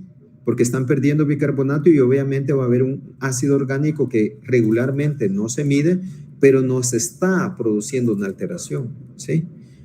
Puede aumentar y va a aumentar el yato aniónico. Entonces, va a haber una alteración. Se dice que el yato aniónico ha aumentado más de 2. En la literatura van a encontrar rangos de 8 a 12 o 12 más o menos a 2.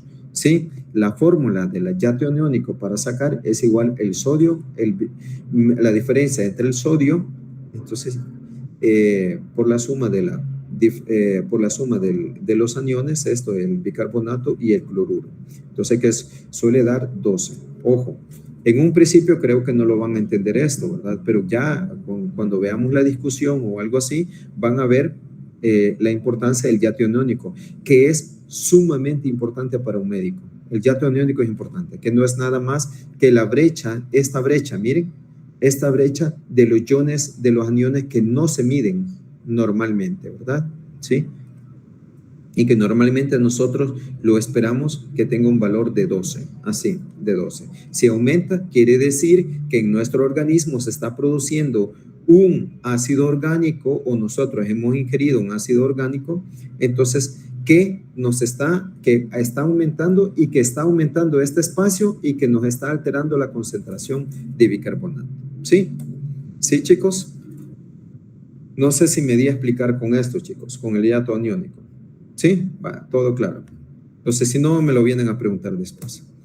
Veamos. Entonces, respiratoria hablamos. Entonces, vaya. Entonces, hablamos de acidosis metabólica, un yato aniónico elevado y sin yato aniónico. Yato aniónico elevado, la cetoacidosis, por un ayuno prolongado, una cetoacidosis alcohólica o una cetoacidosis diabética donde se producen gran cantidad de cuerpos cetónicos. Exposiciones, ya sea estos metanol, intoxicaciones, ¿verdad? Etilenglicol o salicilatos también, ¿verdad? Una acidosis láctica, ¿verdad? Ya que aumente el ácido láctico también, que es un anión, entonces una aremia importante. Sin hiato aniónico, o sea, esto. Hiato aniónico normal, a la pérdida no renal de bicarbonato, por ejemplo, una diarrea, ojo chicos, pérdida renal de bicarbonato, una acidosis tubulares, donde tenemos las acidosis tubulares, así que luego las estudian chicos, ahí están, las acidosis tubulares y menor secreción de protones, y lipoaldosterismo también. Entonces, y tenemos también las acidosis respiratorias, también depresión del sistema respiratorio, insuficiencia neuromuscular y enfermedad pulmonar.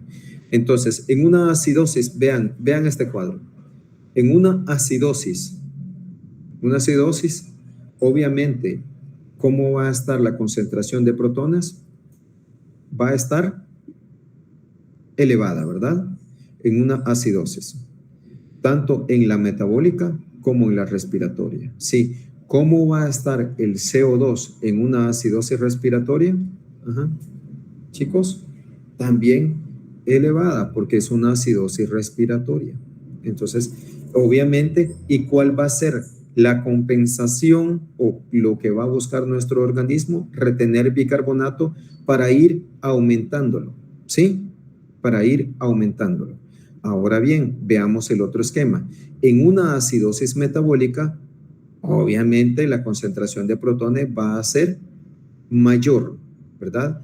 La PCO2 va a ser menor, ¿verdad? Y el bicarbonato, la alteración principal, va a ser menor.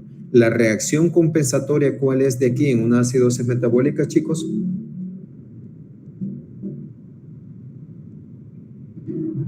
A ver, chicos. La excreción de protones a través de la orina. A largo plazo sí, pero viendo este cuadro, ¿cuál es la reacción compensatoria? Elimina bicarbonato. No va a retener bicarbonato. No, en una acidosis metabólica no podemos eliminar bicarbonato. No, cuando le estoy hablando la respuesta compensatoria, estoy diciendo cómo va a través de la eliminación del CO2. Así es. Esta es miren, esta es la acción compensatoria, que vamos a tratar de eliminar CO2, por lo tanto la PCO2 va a tender a disminuir levemente. Esta es la reacción. Así como acá, vean, en la acidosis respiratoria, que la acción compensatoria era que retener bicarbonato. Así, ¿verdad? Aquí la reacción compensatoria, ¿cuál es? Entonces es eliminar CO2. ¿Ven? Porque aquí la alteración principal, ¿cuál fue? La elevación de la CO2 en la acidosis respiratoria. Y en la acidosis metabólica, ¿cuál fue? La pérdida de bicarbonato. ¿Verdad? Entonces la reacción compensatoria, un principio que va a ser respirar rápido. ¿Sí? Respirar rápido, ¿para qué? Para disminuir nuestra PCO2 y no sobrecargar más a nuestro organismo, ¿verdad? Mientras se arregla la retención de bicarbonato. ¿Sí? ¿Sí? Sé que al principio es un poco confuso, más viendo este cuadro, ¿verdad? Pero si ustedes lo analizan, van a ver. Acidosis metabólica, recuerden, esto lo vemos. Entonces, veamos en las alcalosis, tanto puede ser metabólica como respiratoria, las alcalosis, ¿verdad? En la alcalosis metabólica, vean, generación. Pérdida de líquidos en protones. ¿Ven? Vaya, por ejemplo, ¿quién? A la gente que le gusta vomitar o que le gusta, así, gente que con vómitos frecuentes o algo así. ¿Qué es lo que está haciendo allí? Está perdiendo ácido a través de los protones, está perdiendo, obviamente, parte del contenido gástrico y allí se pierde protón. Por lo tanto, esto es una pérdida de ácido. Entonces, alcalosis de contracción, eso ya lo vamos a ver, y administración de álquiles, ¿verdad? Alguien que le gusta, por ejemplo, ¿han visto las abuelitas que dicen, ¿tenés acidez? No, Pepto-Bismol o tomás no sé qué, ¿verdad? Para disminuir de acidez gástrica, ¿verdad? Con esto están haciendo una sobrecarga de álcalis, ¿verdad? Y hay gente que abusa y eso puede llegar a una alcalosis, ¿verdad? Que toma como refrescos todos esas bases, ¿verdad? Esto no se lo voy a preguntar. Esto no. Y la respiratoria, la glosis respiratoria, estimulación del sistema nervioso, eso es bien importante, ¿verdad? Por ejemplo, en una neurosis, la gente se puede estar muy, pero muy nerviosa, ¿verdad? En una crisis más, cuando ustedes pasen el psiquiátrico, van a ver casos de esos, que llegan personas así, con un estado de shock, con una gran crisis de ansiedad, ¿verdad? Que comienzan a respirar bien rápido, ¿verdad? Entonces, sí, todo lo demás, ¿verdad? Veamos. Entonces, estamos, chicos, creo que no sé si hay más diapositivas. No, esto sí no. No, esto sí no. Respuestas compensatorias no les voy a preguntar. Solamente les voy a preguntar las alteraciones básicas, pero las alteraciones comunes, ¿verdad? Estamos, chicos, tenemos preguntas al momento. A ver, Ismael. Buenos días, doctor. Yo tenía una pregunta que era respecto a la parte de... Quiero ver. Aquí está. La excreción del ion hidrógeno en el caso del amoníaco era de la glutaminasa. Mi duda era si esta enzima lo que hace es que el amoníaco lo que hace es que pierde un protón para volverlo amonio. Eso es lo que hace la enzima en sí. Vale, no, el amonio, no. Es que la glutaminasa te desamina, prácticamente te escinde un amonio de la glutamina. Y la glutamina, si te incropiate, tal vez lo vemos aquí. Veamos, aquí tenemos, aquí. Entonces, aquí vemos, la glutaminasa actúa sobre la glutamina y prácticamente le quita este amonio a la glutamina. Y la glutamina ya se queda como glutamato. Prácticamente le quita una parte, pues este amonio. Entonces, y este amonio pierde el protón. ¿Por qué? Porque el amonio no puede atravesar la membrana plasmática, pero el amoníaco sí. Entonces, pierde el protón y este protón se va por medio de un cotransporte entre el sodio, se va al lumen. Entonces, y el amoníaco, ese sí atraviesa la membrana plasmática y se va también al lumen. Ya en el lumen capta un protón. Al captar el protón, obviamente, se vuelve otra vez en amonio. ¿Sí? Sí.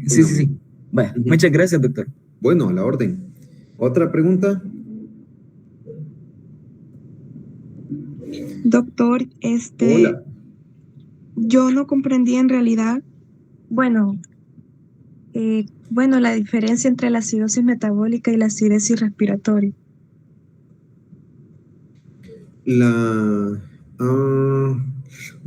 ¿Cómo? ¿La diferencia entre qué me dijiste? Perdón. Acidosis metabólica y la acidosis respiratoria. No. Es que en la acidosis metabólica el trastorno principal va a ser pérdida del bicarbonato, ¿sí? Pérdida del bicarbonato. Sí, en la acidosis metabólica. En la respiratoria, el problema va a ser la retención de CO2. ¿Sí? Entonces, ¿por qué? Porque este CO2 se va a interconvertir en ácido carbónico y esto se sabe lograr. Por ejemplo, te voy a poner un ejemplo. Acidosis metabólica. Que estés perdiendo mucho... esperen.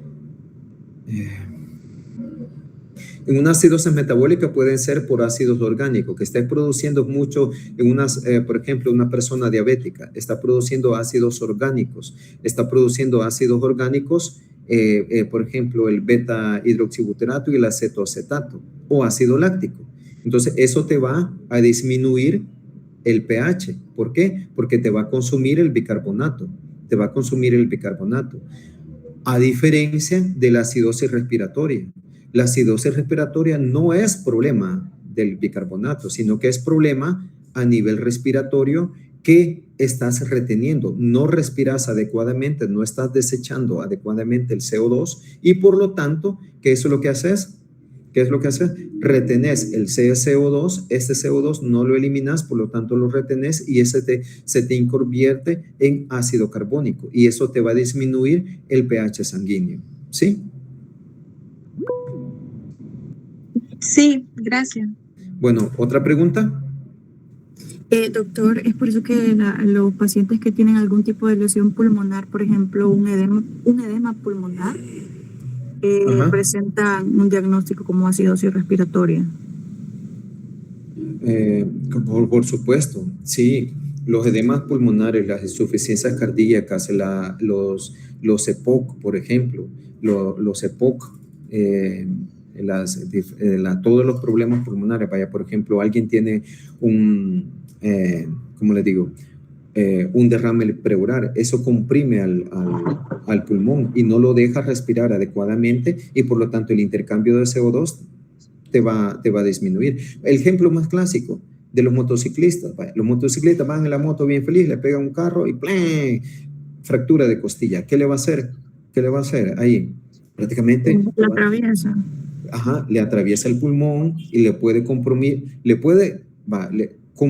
el pulmón, o si no, prácticamente no lo va a dejar respirar y por lo tanto va a retener CO2. Al retener CO2, este CO2 se interconvierte en ácido carbónico y va a disminuir el pH, ¿verdad? Entonces, cualquier enfermedad que afecte la frecuencia respiratoria a la baja, eso te puede producir acidosis respiratoria. Entonces puede ser un tumor, puede ser, ¿cómo se llama? Un derrame pleural, puede ser una neumonía. Una neumonía te lo puede dar. Una neumonía, una EPOC, una enfermedad pulmonar obstructiva. Entonces todos esos te pueden llegar a producir una acidosis respiratoria.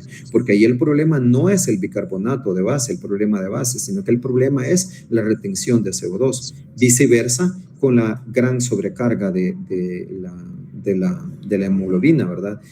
No, ¿quién me habló de? No, perdón, me confundí. Entonces dice la metahemoglobina es una enfermedad subyacente.